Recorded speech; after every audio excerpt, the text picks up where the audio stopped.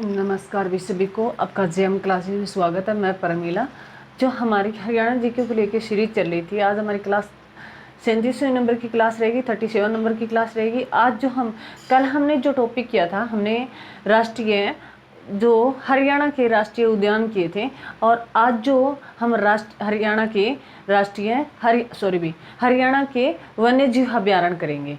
कल हमने राष्ट्रीय उद्यान किए। हरियाणा में 2 राष्ट्रीय उद्यान है और 8 वन्य जीव अभ्यारण्य थे, परंतु अब जो अबूब शहर जो है सिरसा वाला, उसको बाहर कर दिया गया है। तो वर्तमान में वन्य जीव अभ्यारण्य 7 है भी। तो आज हम वन्य जीव अभ्यारण्य के बारे में करेंगे। मैंने 5 तक ही लिखे हैं। कल इसकी एक वीडियो और आएगी, उसके साथ हम संरक्षित जो वन्य जीव अभ्यारण्य है हरियाणा के वो कर लेंगे कवर, और जो इनके बच गए वो कर लेंगे। आज मैंने पूरे के पूरे कवर नहीं किए। वन्य जीव अभ्यारण्य से संबंधित कल एक क्लास है और आएगी, और क्लास शुरू करते हैं भी। जय मां सरस्वती का नाम ले सभी बच्चे। और हरियाणा जीके की जो हमारी सीरीज चल रही है, वो आज हमारी क्लास रहेगी 37 नंबर की। आज हमारा टॉपिक रहेगा हरियाणा में वन्य जीव अभ्यारण्य भी। हरियाणा में वन्य जीव अभ्यारण्य कल हमारी क्लास थी, वो हरियाणा में राष्ट्रीय उद्यान के बारे में थी। 2 थी राष्ट्रीय उद्यान, 2 है, एक सुल्तानपुर राष्ट्रीय उद्यान और एक क्लेसर राष्ट्रीय उद्यान। तो ये ध्यान रखना, जो सुल्तानपुर है वो गुरुग्राम जिले में, बहुत बार एग्जाम में सिंपल पूछा गया है। मैंने कल वाला जो दिया है हर वन लीनियर क्वेश्चन दिया है, जो एग्जाम में जितनी मैंने बातें लिखी वो हर किसी न किसी एग्जाम में पूछी गई थी। क्लेसर राष्ट्रीय उद्यान जो यमुनानगर में है। तो हम बात कर लेते हैं अभी अब वन्य जीव अभ्यारण्य की।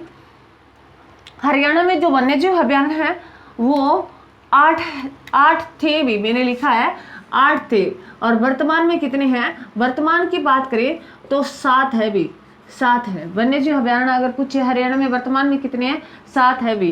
पहले कितने थे? 8 थे। कौन सा बाहर कर दिया गया? अबूब शहर भी। अबूब शहर जो कल उनके बारे में आपको पढ़ाऊंगी। अबूब शहर जो वन्य जीव अभ्यारण्य था, अबूब शहर वन्य जीव अभ्यारण्य जो बाहर कर दिया गया है भी, जो सिरसा में पड़ता है, कल उसके बारे में हमें पढ़ेंगे भी। तो आज जो हम पढ़ेंगे, जो 7 वन्य जीव अभ्यारण्य मैं 8 की 8 कराऊंगी, परंतु तुम्हें बताऊंगी भी इसको बाहर कर दिया गया, उसका रीजन भी बताऊंगी। तो अब ये ध्यान रखना। क्लेसर राष्ट्रीय उद्यान पहला हम ले लेते हैं भी। क्लेसर है राष्ट्रीय उद्यान, तो कल पढ़ा हमने, जो 2003 में उसे राष्ट्रीय उद्यान का दर्जा मिला था। आज हम पढ़ेंगे क्लेसर वन्य जीव अभ्यारण्य। कल मैंने क्लेसर राष्ट्रीय उद्यान करवाया, उसके साथ ही बताया था भी ये एक क्लेसर वन्य जीव अभ्यारण्य भी है। तो ये ध्यान रहे भी, क्लेसर वन्य जीव अभ्यारण्य, इसकी स्थापना 2000 में की गई भी। इसकी स्थापना 2000 में की गई। राष्ट्रीय उद्यान का दर्जा मिला क्लेसर राष्ट्रीय उद्यान को 2003 में मिला था। इसकी स्थापना 2000 में की गई। इसका क्षेत्रफल है भी, ये क्षेत्रफल की दृष्टि से सबसे बड़ा वन्य जीव अगर पूछे भी हरियाणा का मैं यहाँ लिख देती हूँ भी, हरियाणा का सबसे बड़ा वन्य जीव अभ्यारण्य कौन सा है भी? क्लेसर है वन्य जीव अभ्यारण्य है भी। हरियाणा का सबसे बड़ा वन्य जीव अभ्यारण्य पूछे तो क्लेसर है भी, और राष्ट्रीय उद्यान में पूछे तो क्लेसर ही राष्ट्रीय उद्यान सबसे बड़ा है भी।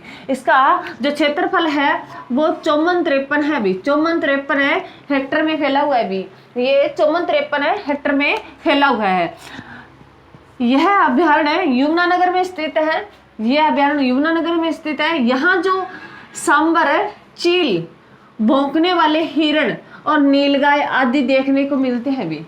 यहाँ जो क्लेसर वन्य जीव अभ्यारण्य है, यहाँ जो ये कहाँ स्थित है? यमुनानगर में स्थित है। और यहाँ जो जीव देखने को मिलते हैं जंतु, उनमें मेन जो मुख्य है वो है सांबर भी और चील। सांबर, चील और भौंकने वाले हिरण और नीलगाय भी। और नीलगाय जो हरियाणा की क्या भी? हरियाणा का राष्ट्रीय पशु है भी। हरियाणा का राष्ट्रीय पशु हरियाणा का राजकीय पशु, हरियाणा का राजकीय जो पशु है वो कौन सा भी? नीलगाय है। हरियाणा का राजकीय पशु कौन सा है? नीलगाय भी, ब्लैक है बक भी। तो ये ध्यान रखना। उसके बाद है इस अभ्यारण्य में क्लेसर है वन्य जीव अभ्यारण्य को पर्यावरण संवेदनशील क्षेत्र घोषित किया गया है भी। ये पर्यावरण के लिए संवेदनशील घोषित किया गया है। जो सबसे अच्छा पर्यावरण के लिए अच्छा माना गया वो संवेदनशील घोषित किया गया कलेसर वन्य जीव अभ्यारण्य को। तो ये ध्यान रखना, इस अभ्यारण्य को पर्यावरण के लिए संवेदनशील घोषित किया गया है। तो ये ध्यान रखना ये पूछ सकता है एग्जाम में, पर्यावरण के लिए कौन सा वन्य जीव अभ्यारण्य संवेदनशील क्षेत्र घोषित किया गया है, तो कलेसर वन्य जीव अभ्यारण्य किया गया है। तो आगे हम नेक्स्ट पढ़ेंगे वीर शिकारगढ़। भी वीर शिकार है गढ़ जो वन्य जीव अभ्यारण्य है, वीर शिकारगढ़ जो वन्य जीव अभ्यारण्य है, ये वीर ने शिकार किया भी पंजों से, पंचकुला में पड़ता है। वीर शिकारगढ़ वन्य जीव अभ्यारण्य ये कहाँ पड़ता है, पंचकुला में। और इसकी स्थापना 1975 में की गई, इसकी स्थापना 1975 में की गई। और इसका क्षेत्रफल है ये 767 हेक्टेयर में फैला हुआ है। भी 767 है। अगर 767 करें तो भी ये दोनों साइड 7 है, बीच में 6 है। तो ये ध्यान रखना 767 है जो हेक्टेयर में फैला हुआ है। कौन सा, शिकारगढ़ है वन्य जीव अभ्यारण्य। और ये पंचकुला जिले में स्थित है, ये पंचकुला जिले में स्थित है। यह अभ्यारण्य वनस्पतियों और जंतुओं की विविधता के लिए प्रसिद्ध है। भी विविधता के लिए ये प्रसिद्ध है। कौन सा अभ्यारण्य भी, वीर शिकारगढ़। भी वीर शिकारगढ़ है वन्य जीव अभ्यारण्य है। इसकी स्थापना 1975 में, ये 767 हेक्टेयर में फैला हुआ है, ये पंचकुला में स्थित है। और यह अभ्यारण्य वनस्पतियों और जंतुओं की विभिन्न प्रकार की प्रजातियों के लिए फेमस है। भी उसके बाद है नेक्स्ट भी छिलछिला वन्य जीव अभ्यारण्य। छिलछिला वन्य जीव अभ्यारण्य है। इसकी स्थापना 1986 में की गई, इसकी स्थापना 1986 में। और ये इसका क्षेत्रफल है 25 हेक्टेयर में, इसका क्षेत्रफल है 25 हेक्टेयर में फैला हुआ है। अगर पूछे हरियाणा का सबसे छोटा वन्य जीव अभ्यारण्य, हरियाणा का सबसे छोटा वन्य जीव अभ्यारण्य है वो कौन सा है, भी छिलछिला वन्य जीव अभ्यारण्य है।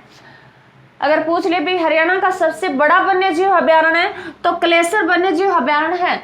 और छोटा पूछ ले तो छिलछिला वन्य जीव अभ्यारण्य है। हरियाणा का सबसे छोटा वन्य जीव अभ्यारण्य है जो कितना किलोमीटर पे फैला हुआ है, भी ये 25 हेक्टेयर में फैला हुआ है। तो ये ध्यान रखना, मोस्ट इंपोर्टेंट है, क्वेश्चन आ चुका है अभी यहाँ से। ये कुरुक्षेत्र में स्थित है। भी ये कुरुक्षेत्र जिले में स्थित है। और ये शीतकालीन पक्षियों को आकर्षित करता है। भी ये शीतकालीन पक्षियों को आकर्षित करता है। जैसे हमने सुल्तानपुर राष्ट्रीय उद्यान के बारे में पढ़ा था, सुल्तानपुर राष्ट्रीय उद्यान है वो भी किन पक्षियों को आकर्षित करता है, शीतकालीन पक्षियों को, जिसमें हमने साइबेरियन जो मुख्य पढ़ा भी विदेशी पक्षी था। तो ये ध्यान रखना। छिलछिला कुरुक्षेत्र में क्या हुई थी, भी महाभारत हुई। महाभारत में क्या किया, लोगों को छीर डाला। तो ये ध्यान रखना, छिलछिला वन्य जीव अभ्यारण्य वो कहाँ है, कुरुक्षेत्र में है।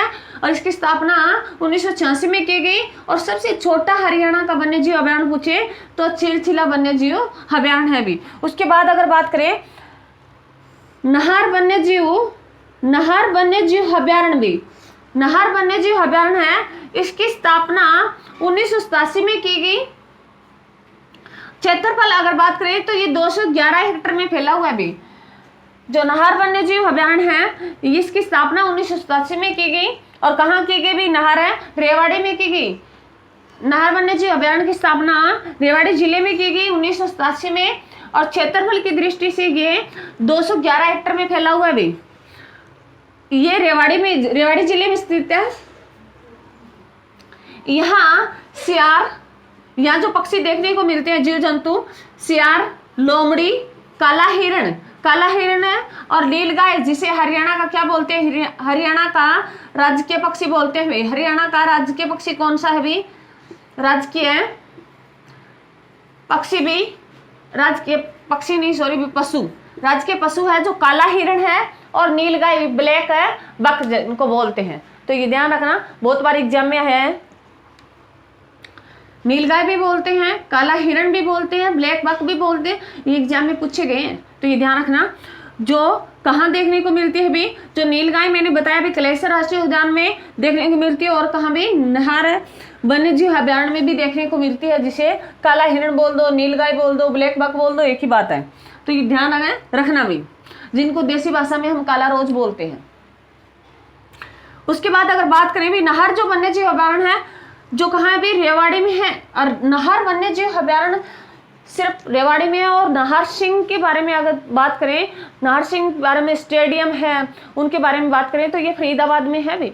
ध्यान रखना, नाहर सिंह का जो संबंध था वो फरीदाबाद से था, परंतु वन्य जीव अभ्यारण्य जो नाहर है वो सिर्फ है कहाँ है भी, रेवाड़ी में है। बाकी अगर नाहर सिंह से संबंधित कोई बातें आती है तो वो कहाँ है, फरीदाबाद में है। तो ये ध्यान रखना, एग्जाम में कंफ्यूज कर सकता है भी, क्योंकि हमने नाहर है स्टेडियम पढ़ा है जो फरीदाबाद में है, नाहर है वन्य जीव अभ्यारण्य ये कहाँ है, रेवाड़ी में है भी। जो नहर है रेवाड़ी में बहती है भी, रेवड़ी की, रेवाड़ी से रेवड़ी याद कर लेना। और ये रेवड़ी की नहर कहाँ बहती है भी, सबसे ज्यादा रेवाड़ी जिले में बहती है। तो ये ध्यान रखना अभी, इसको इस तरीके से याद कर लेना। और यहाँ जो सियार, लोमड़ी और काला हिरण जो रहते हैं, इसे पर्यावरण की दृष्टि से, ये नेक्स्ट आएगा, पर्यावरण की दृष्टि से जून 2009 में संवेदनशील क्षेत्र घोषित किया गया था भी।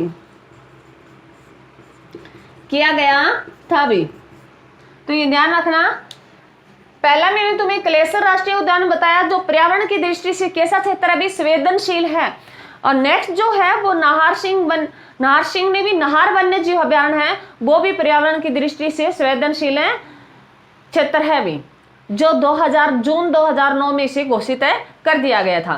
पहला कौन सा था, कलेसर था।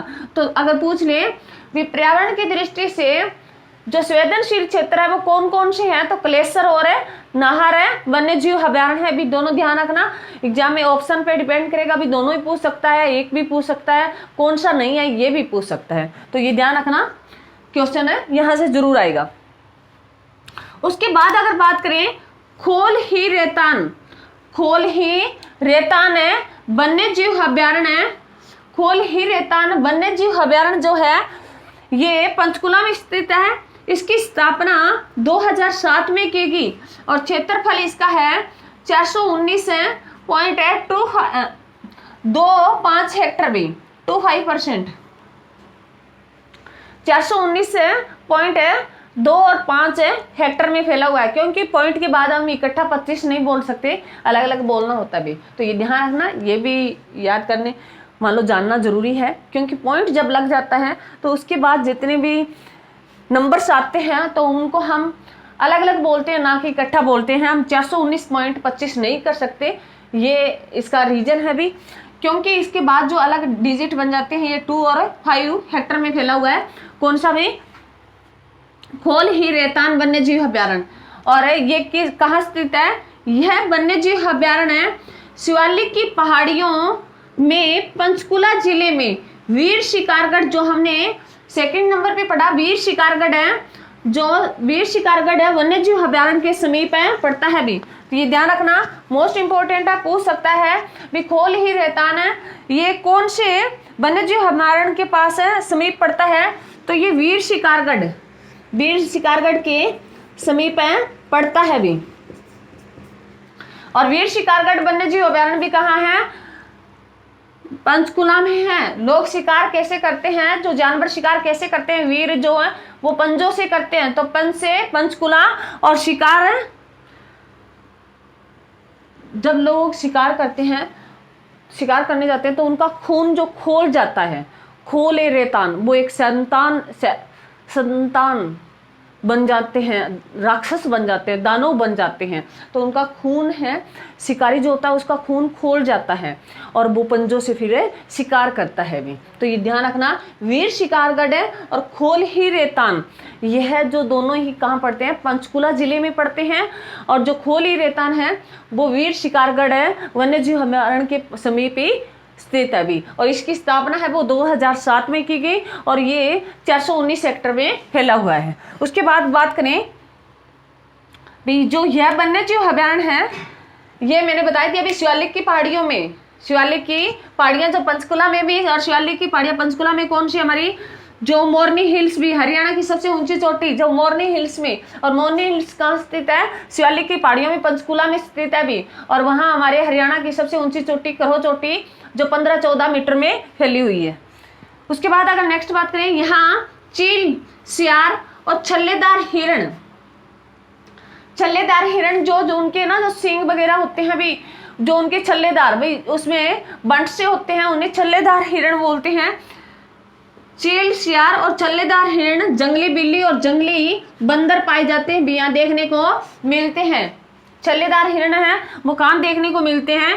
खोल ही रेतान है वन्य जीव अभयारण्य में देखने को मिलते हैं, जंगली बिल्ली और जंगली बंदर भी, और छल्लेदार हिरण, सियार और चील। तो ये ध्यान रखना, ये 5 मैंने करवाए हैं। मैंने तुम्हें बताया भी हरियाणा में जो वन्य जीव अभयारण्य थे वो 8 थे, अब वर्तमान में 7 रहेंगे।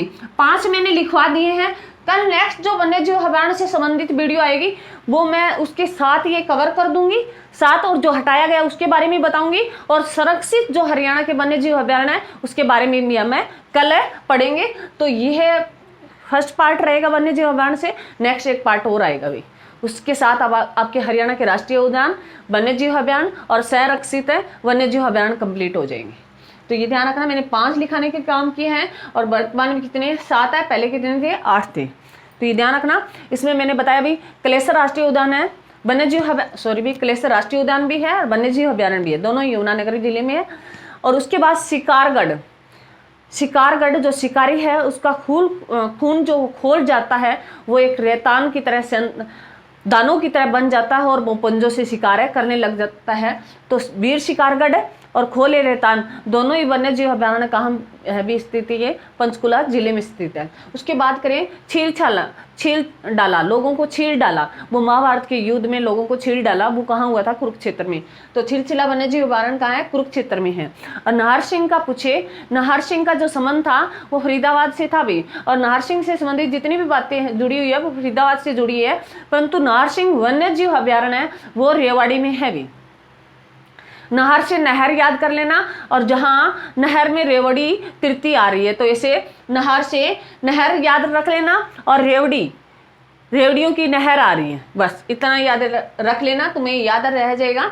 नाहर सिंह वन्य जीव अभयारण्य है, ये कहाँ है? रेवाड़ी जिले में स्थित है अभी। तो मैंने 5 तुम्हें बताए हैं, मोस्ट इंपॉर्टेंट है। सबसे अगर हरियाणा का सबसे बड़ा वन्य जीव अभयारण्य है तो कलेसर वन्य जीव अभयारण्य है, सबसे छोटा पूछे तो छिलछिला वन्य जीव अभयारण्य जो मात्र है 25 हेक्टेयर में फैला हुआ है। तो मोस्ट इंपॉर्टेंट है, यहाँ से क्वेश्चन आ चुके हैं अभी और आने की पूरी संभावना है।